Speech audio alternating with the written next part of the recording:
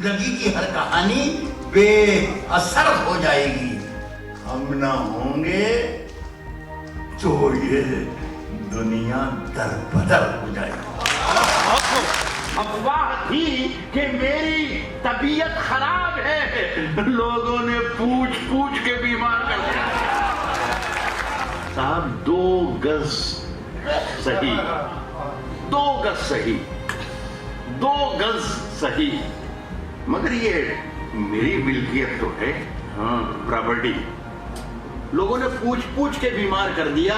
2 गज सही, मगर ये मेरी मिल्कियत तो है। ऐ मौत, तूने मुझको जमींदार दिया।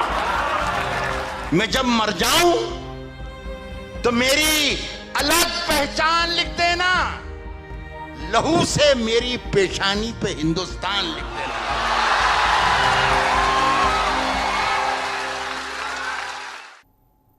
नमस्कार, आप देख रहे हैं आज तक। मैं हूं आपके साथ चित्रा त्रिपाठी। मशहूर शायर और गीतकार राहत इंदौरी साहब इस दुनिया में नहीं रहे। उन्होंने आज शाम 5 बजे आखिरी सांस ली। राहत इंदौरी को कोरोना की वजह से 9 अगस्त को इंदौर के अरविंदो अस्पताल में भर्ती करवाया गया था, लेकिन उनका इंतकाल हृदय गति रुकने से हुई। अब से थोड़ी देर के बाद रात 9:30 बजे उन्हें सुपुर्द खाक कर दिया जाएगा, लेकिन यादों में, जज्बातों में राहत साहब हमेशा जिंदा रहेंगे। कि मैं जब मर जाऊं तो मेरी अलग पहचान लिख देना।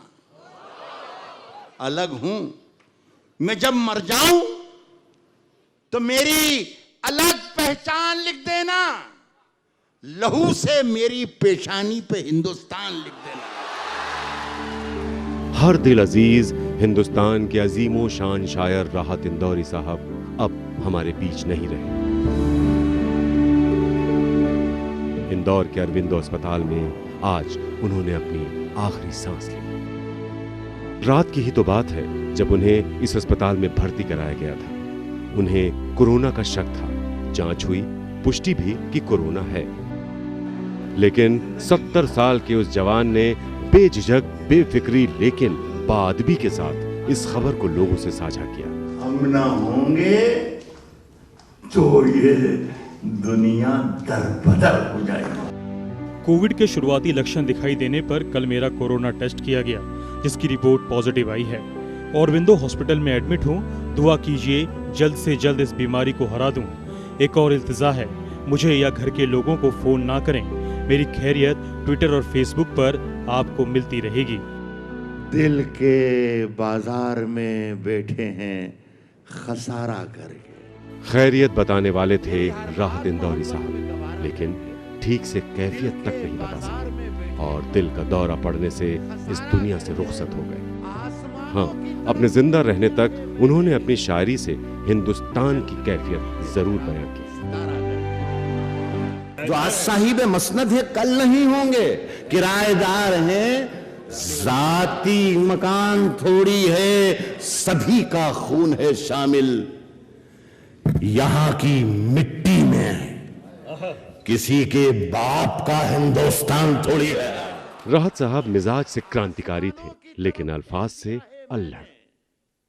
वो जिस महफिल में हो वहां सजा की बात भी मजा बन जाती थी। आसमानों की तरफ फेंक दिया है मैंने चंद मिट्टी के चरागों को सितारा करके। साहब मैं वो दरिया हूं, मैं वो दरिया हूं, मैं वो दरिया हूं कि हर बूंद भंवर है जिसकी। तुमने अच्छा ही किया मुझसे किनारा करके। सिर्फ 17 साल की ही उम्र थी जब उन्होंने अपना पहला शेर पब्लिक को नजर किया और फिर कभी पीछे मुड़कर नहीं देखा। अपना मुल्क हो या कोई दूसरा देश, हर जगह उनके दीवाने थे, हर जुबान पर उनके अफसाने थे। वो खुद ही अफसाना थे। आज तक की टीम पिछले इलेक्शन के दौरान उनके घर गई थी, तब उनके मिजाज ने हमारी टीम को भी अपना कायल बना लिया था। सभी के लिए यही कहूँगा कि उंगलियां यूं न सब पर उठाया करो, उंगलियां यूं न सब पर उठाया करो, खर्च करने से पहले कमाया करो। क्या बात है, क्या बात है। जी जी। उर्दू शायरी में बड़ी कद्र थी राहत इंदौरी साहब की, लेकिन सबसे ज्यादा कायल जवान होती पीढ़ियां रहीं। जिंदगी की हर कहानी बेअसर हो जाएगी। हम ना होंगे तो ये दुनिया दरबदर हो जाएगी। मानो हर दिल की कश्मकश को वो अपनी आवाज में ढाल लेते थे। अफसोस कि उन्हीं के दिल की कश्मकश का आखिरी वक्त इलाज न हो सका। दिल की बातें करने वाला ये पुरनूर शायर दिल के ही हाथों हार गया। वो चांद की बातें करते थे, वो तारों की बातें करते थे। आज चांद तारे भी रोए होंगे जब राहत इंदौरी साहब आखिरी नींद सोए होंगे। राहत इंदौरी अपने खास अंदाज और शायरी के साथ कई बार आज तक के दर्शकों के सामने आए। साहित्य आज तक के मंच को गुलजार करते हुए उनकी शायरी ने हर बार समा बांधा। सबसे पहले आपको सुनाते हैं दिल को झकझोर देने वाली उनकी ये शायरी।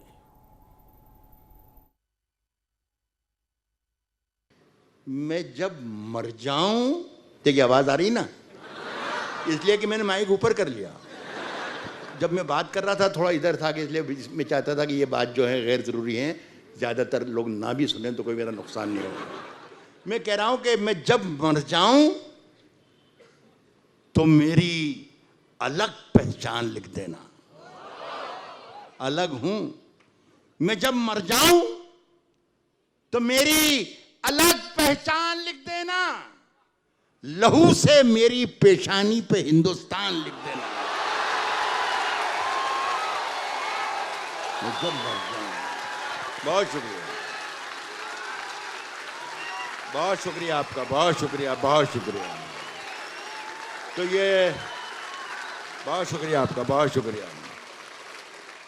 मैं यस कर रहा था कि मगर हमारी तरह हथेली पे जान थोड़ी है। कहता हूं कि सभी का खून है शामिल यहाँ की मिट्टी में।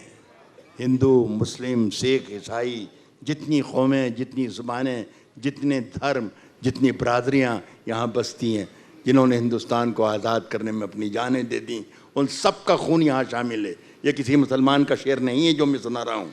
बहुत से लोग कहते हैं ये राहत इंदौरी का शेर है, किसी मुसलमान का अंदाज। मैंने कहा बिल्कुल नहीं, ये मैं एक हिंदुस्तानी हूँ और हिंदुस्तानी की ज़ुबान बोल रहा हूँ। खलासा फरमा कह रहा हूँ कि मगर हमारी तरह हथेली पे जान थोड़ी, हमारी तरह हथेली पे जान थोड़ी है, हमारी तरह हथेली पे जान थोड़ी है। सभी का खून है शामिल यहाँ की मिट्टी में, किसी के बाप का हिंदुस्तान थोड़ी है। विविधता उनकी खासियत थी, चुटीला अंदाज उनकी काबिलियत। वो इशारों में ही बहुत कुछ कह जाते थे।